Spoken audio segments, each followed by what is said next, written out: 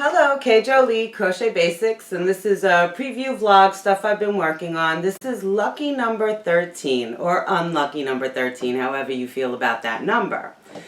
Anyway, I just wanted to do a, on the vlog train number 13, accountability, check-in, and all of this kind of thing. So I did work up another character. I worked up Trevor. I do have his feet and his belly patch ready to go, and I do want to do a little bit more detailing on him and stuff like that. But I think more or less he came out good, as far as that's concerned. Let's see. After Trevor, I have to go back to Boots, which this will be done by this weekend coming up. Let's see. The eclipse was this week. That was fun. My sister-in-law, who is very thoughtful, thought ahead and sent over glasses from Amazon, which was really cool, actually, because I know a lot of people were saying that they couldn't get the glasses, that someone told me they went to the library, 3 different libraries in the area, and they couldn't get the glasses, and they didn't know where to get them, like, in person and stuff like that, because everyone, I guess, kind of woke up and got excited. So it was really like super cool of my sister-in-law to totally think ahead. So thank you for that. And what else is doing?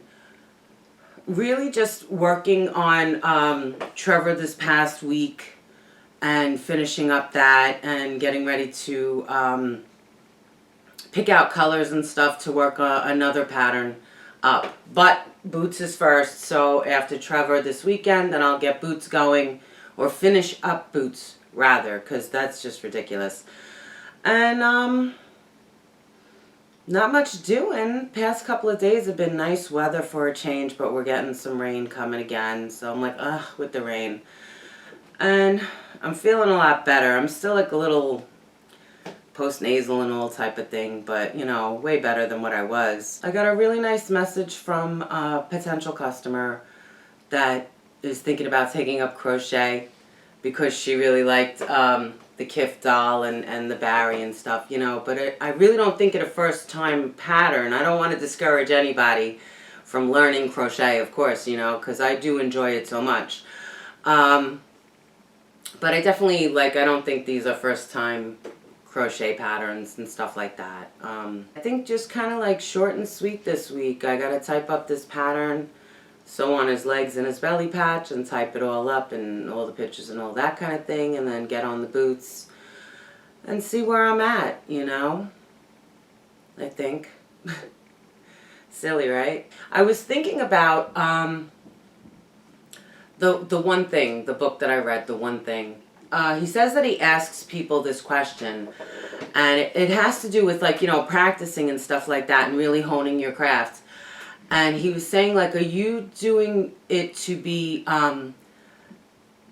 the best you can do it, or the best it's ever been done? And I was thinking about that, because when I do my patterns, I kind of put so much into them. And I'm not really a pattern person. I don't know how to say it. Before crochet got really big with the internet and stuff like that, I would sell finished products. Pocketbooks, hats, ponchos, wraps, things like that. I would sell finished items and give gifts and things like that. And then now there's so many crocheters out there. And so people don't really want to buy the finished item. They want to make it. I found that out the hard way, where, people were messaging me and asking me if I had a pattern for this doll or that thing or whatever. And I'm always oh, I don't have a pattern for that. It's my pattern, the pattern's not for sale type of situation. But now, you have to evolve with, with everything else. So now, I do the patterns, and, I think the patterns make me nervous. They make me more nervous than selling a finished item, because a finished item, I know the work I put into it. So I know what the customer's getting. But with a pattern, you know, you don't know if the person purchasing can make it, can make the item. And if that's going to affect your rating, because, you know, somebody who's like a beginner could buy your pattern thinking like, oh, you know, I'm going to make it, and have no clue as to, like, you know, working in the round or working with like a scrap yarn stitch marker. I mean, I've been crocheting well over 20 years and I still mess up working with a scrap yarn stitch marker. You know, and I'll mess up on stitch count and stuff like that when I'm doing increases and decreases and stuff like that, you know. So, and for the most part, they're my patterns.